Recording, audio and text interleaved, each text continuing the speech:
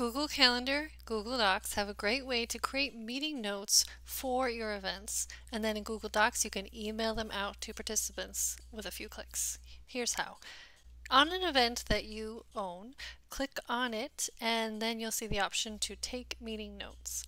When you click on that, it'll open up a new Google Doc and it'll include meeting information like the date, the title, people who are on the invite, their response status, and some sections for notes and action items. Once your notes are created, you can choose to share them with the participants here, but in case you just want the content from the Google Doc directly in an email so everyone can see them without clicking into the document, you can click on the new Email Meeting Notes button here to the left of the meeting notes, or when I click on the three dots.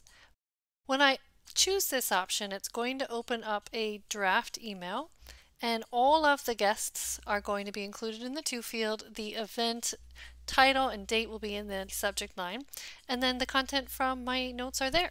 If I want to include a link to the notes, I can copy the link up here and paste that into the body of the message.